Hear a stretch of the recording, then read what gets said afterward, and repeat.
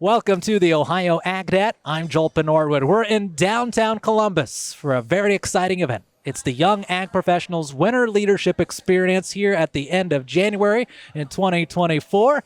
And it's good to be surrounded by so many folks passionate about agriculture, passionate about learning to improve their craft in this unique field. And joining me right now are a few very special folks from the Young Ag Professionals program, specifically on the state committee, helping to run this program and improving year after year. So I'm going to go down the road. I'm going to save you for last, Luke, here. So Joe, we'll go ahead and have you introduce yourself. And Joe is also a member of the Ohio AgNet staff, in addition to helping out here at the Farm Bureau area. Hey, thanks, Joel. Joe Everett from Shelby County, also helping AgNet and part of the team. And first year state member or state committee member for YAP. You go ahead. Go ahead, Kayla Durbin. I'm from Coshocton County, and me and my husband are second-year members of the YAP committee. I'm Luke Durbin, Kayla's husband. We live in Coshocton County. I farm in Tuscarawas County. So, as she said, we're second-year members here on the committee. Now, their unique setup as far as being involved in agriculture and how they're each kind of on different operations, if you will. We'll talk more about that in a moment, because I think that's such a unique aspect of young people getting into agriculture. But it's, as we talked before this, not as unique as maybe it once was. But before we get into that, let's talk about this year's program. Now, we're just about to get ready to get started with this weekend's festivities. What are you excited for ahead? Who wants to start? Go ahead, Luke. We'll have you start this time. So we're really looking forward to a lot of our breakout sessions this year. We really tried to focus in on making sure that there was a lot of substance, a lot of takeaway for everybody that came and attended the conference this year. You know, we wanted to make sure no matter what session they chose, when they walked out of it, they felt like it was worth their time. They felt like it was worth coming for, and made sure, you know, they want to come back and attend again next year. Absolutely. Kayla. Yeah, so our theme this year is Beyond the Fencerows. So when we really looked at our education series and everything involved, it's from production agriculture to someone who just cares about their food and fiber. And we covered it all. Yeah, absolutely. Joe, what are you excited about this year? Just being a first-year member, really just excited working with the team and learning their roles and learning my role and being a part of that team. Also, just the networking and meeting everyone who comes in the door and learning their part in agriculture is important, just like everyone here today. All right. Now, I also want to jump into, this is, yes, it's a very professional event, but also it's one to be laid back and grow your networks with each other through good conversation, coming together with like-minded individuals, and to be able to kind of maybe share in some of the wins that you've had this past year, good yields otherwise, and maybe also sharing some of the losses, hard prices, hard times with interest rates and more. What kind of experience from a, sharing the pain and sharing the wins sort of thing have you guys had at Young Ag Professional programs? Anything that comes to mind? Not to put you on the spot or anything.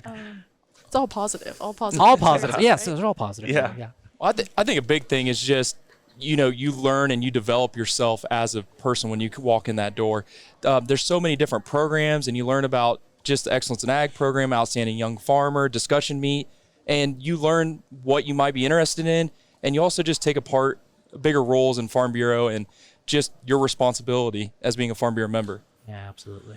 I think to add to that, just a lot of conversations we've already had here this weekend,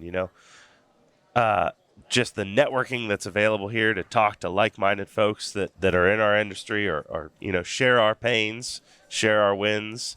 It's nice to be able to have those conversations, and maybe, when it comes to those hardships, we can talk about things that, maybe others that are maybe a little more experienced, or some of our speakers here this weekend have experienced, to help deal with some of those issues that we all seem to face. No, I agree. And I think at today's age more than ever, even though we have more opportunities to communicate with social media and more, sometimes we can feel more alone than ever, because we also find ourselves comparing ourselves to the social media superstars or other things that we read about, and we think, man, nobody else is experiencing the same things, positive or negative, that I am. So that's why I think this is quite the program, and Ohio Farm Bureau is really doing good things for the young ag professionals. Now, Joe, you know Luke and Kayla better than I.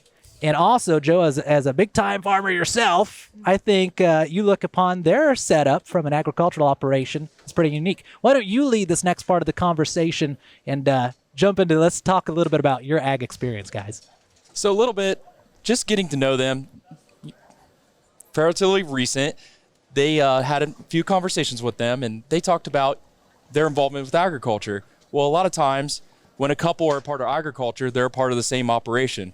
Well, when learning about these two, that's not the same case. So can you guys tell us a little bit more about that? Yeah, so currently we live in Coshocton County, and that is where my family home farm is. I farm with my parents, but both sets of grandparents also farm in that county. And I do all the agronomy work, and then drive tractor, drive combine, kind of jump in where I need to. And that's kind of my half of it. And then I grew up on my own family's farm in Tuscarawas County. Coincidentally enough, if you're familiar at all with the area, state route or Interstate 77 kind of runs roughly near the county line. Her family's farms to the west side of 77. My family farms to the east side of 77, but we've never crisscrossed, and we really had never come across each other till we met and started dating. Actually, we were introduced by a mutual friend that farms.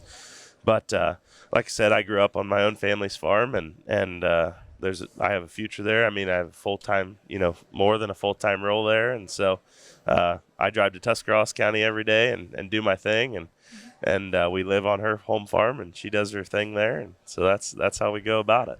And we do cattle then, separate from our families, just us two. That's kind of our thing, and then we're starting into the grain a little bit separate. So. On our own, yep. Oh, very cool, very cool. So slowly growing, I guess, more and more together. Yep. And how did you meet? I want to know that.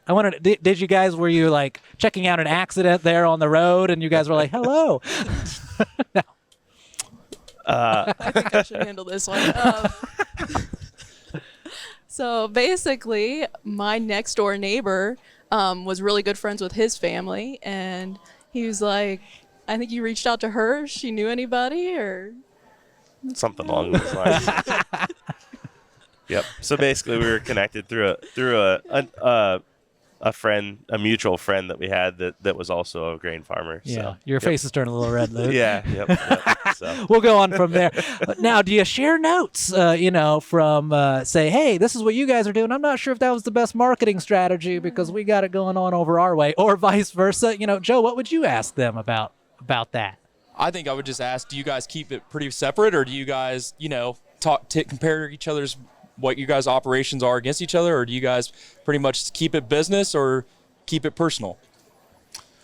So probably in the early days, that was it was hard to, maneuver how those conversations should go and whatnot. Obviously, in the beginning, it was kind of, we kind of kept that all separate. And as time's gone on, we've come together a lot more, and we probably compare notes a good bit. I mean, the operations are still obviously separate basically at this point, but especially with her agronomy skills, I mean, we were doing things honestly really similar to begin with, and so we share a lot of notes back and forth. And when we find a good market or something along those lines, we share that back and forth. And after you make your sales, right? Yeah, that's right. That's right. Yeah. Put that order in, and then, hey, did you hear about this sweet price? That's right. So yeah, there's definitely some back and forth, and as time goes on, there's more and more of that, and it'll continue that way. Absolutely. I think so. yeah, I would say at this point we're pretty open book both ways, especially on our level with each operation. So. Yep. I would say they were stronger in the corn and we were stronger in the beans. Oh, so there we've you really go. been able to help each other, Oh, very good. You're like a commodity analyst's dream there or something like that. right. They're like, Yeah, we got it right here. We got it. Yeah, once we figured that out, it was like, oh, well, we'll focus on beans when we talk about your place and corn when we talk about ours. Now, in a year like 2023, where we had a lot of spotty weather, right? It wasn't just a blanket condition across the state, but it was kind of field by field in some areas. Did one farm fare better on some days than others, or? So our farms are basically due east and west of each other. Okay. So we pretty much see the same weather for the most part. So Okay. as far as that goes, we pretty much, for the most part, most weather movements, we both tend to get them. And so I wouldn't say that either one of us had an advantage probably in the weather this year. I feel like that's a hot topic though in the summer, like who got more rain and We'll catch up with you in June here. That's we'll right. see. We'll That's see right. what happens there. And then one more question on that side. As young people who have gotten involved back in their operations, continue to stay involved, but also have found kind of a life off the farm and gotten into some new things such as growing a cattle operation together and more, what would you tell other young ag professionals out there that look at your guys' situation, say, it really looks like you can have your cake and eat it too. You can have your farm and continue to have a great relationship along with it. So what's your advice, I guess, along those routes? Yeah. So Kayla's kind of led the way on this adventure. I mean, she's really pulled me out of my comfort zone. I never wanted to be anything but a farmer. I want to drive tractors and feed cows and that was enough for me, but she's pulled me into this portion of life. And I guess my comment for that would be, create your own opportunity. I mean, it's out there, just don't be afraid to go after it. And, if you see something that you want to be involved in or want to do or make a difference, go find that opportunity because they're certainly out there. All right. Absolutely. Kayla. Yeah. And I think that's a lot of, we've realized like we might have a struggle in a certain moment, but they're temporary. And we kind of find our spot in the market and a way of making a living and making it happen. That's awesome. Joe, do you have any advice? I know your significant other is around here somewhere helping out with the things. Yeah, she's probably Casey. over there somewhere. Yeah, she's saying, no thanks, I don't want to be on the microphone. I just say keep an open mind. You never know when an opportunity might open for you, and if you do that, good things will happen and things will come your way. Just like all of us have had this opportunity of being part of this committee. Mm-hmm. Now, all right.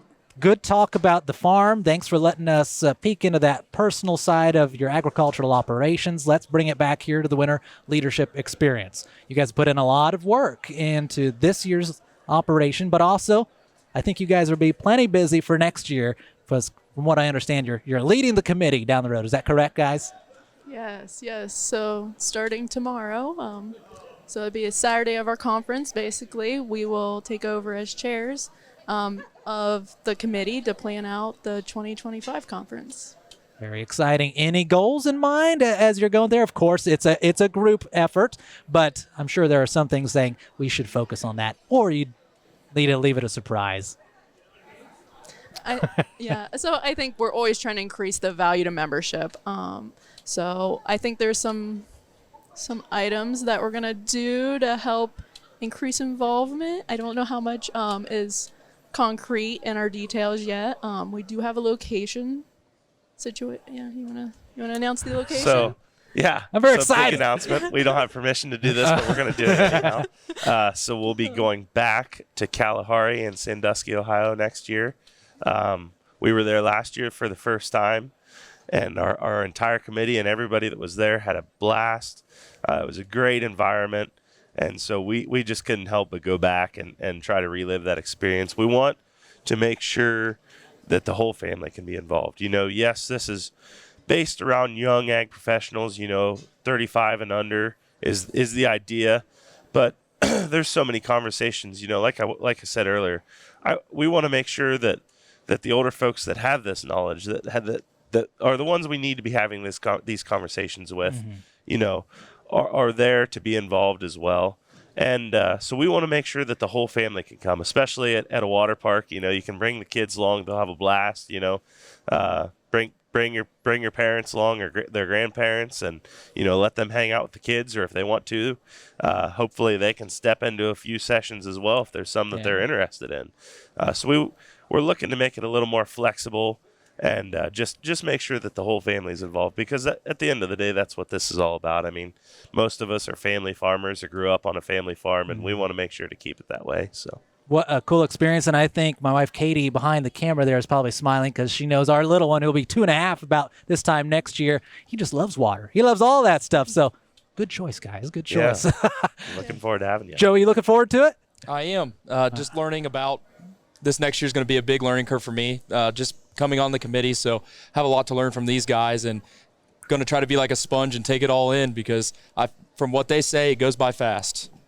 Very, very good. All right. Final thoughts, conversations you want to have with other young ag professionals here. Of course, we're recording this right at the beginning of the 2024 Winter Leadership Experience. So many conversations to be had, many good times on the horizon. It's so good to get so many different parts of Ohio all in one room, share experiences, thoughts as we wrap up today's conversation. Yeah. So I mean, like you said, there's a lot of information in these rooms and around this conference. I mean, I guess the biggest thing is we just wanna harness all that information and put it out there, for as many of these young farmers and young folks as we can to help further their career and maybe get them involved in this group. This YAP committee that we're on, or at least attending the conference, and just help, share the message or, create networks that is what I would think is really important within agriculture, so Yeah, we want to provide that opportunity. Absolutely. Any other final comments from down there? Yeah, so I'll kind of echo off of Luke. We're all in a different part of their journey. We're all 18 to 35, and us as committee members, we're here to listen. We're here to hear the stories and give a little faith. And if we can do that, we basically we feel like it was worth our time being on this committee. So it's not necessarily about us. It's about our members that are here and kind of hearing their stories and what they need. Absolutely. Joe? So I'm going to flip the script a little bit on you. Please. What do you want to take out of it since yeah. you're an attendee this year?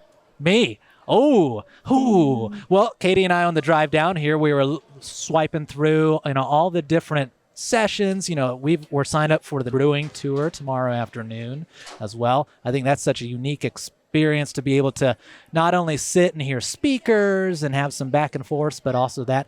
I just love these conversations here, bending the ear of unique operations that I don't get to talk to every single day, but also they're the same age. There's not a huge generational gap there of somebody who's lived through the 80s. Listen, I farmed through the 80s and we made it. You guys can make it too. It's like, well, I want to know from the perspective of somebody who's not been through that before, probably a little terrified of what could lie ahead, of the uncertainty of trade markets and more, but also got plenty of energy and excitement for a possible future that is lined up for what I make of it, what we make of it. And so that's why I really enjoyed talking with you guys. So that's what I hope. I hope to come out of this with kind of a refreshment and renewed thing as we go into spring and say, hey, this is what I want to do on the operation this year that I didn't think of as a possibility before. So there you go, Joe. How about you?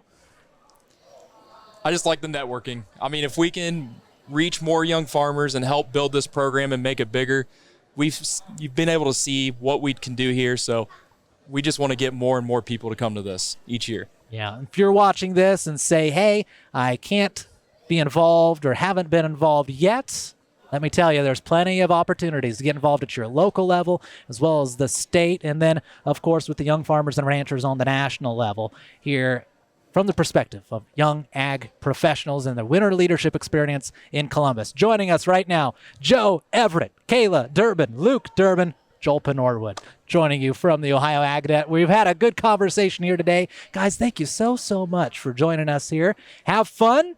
Looking forward to seeing you guys next year as well and continuing this conversation.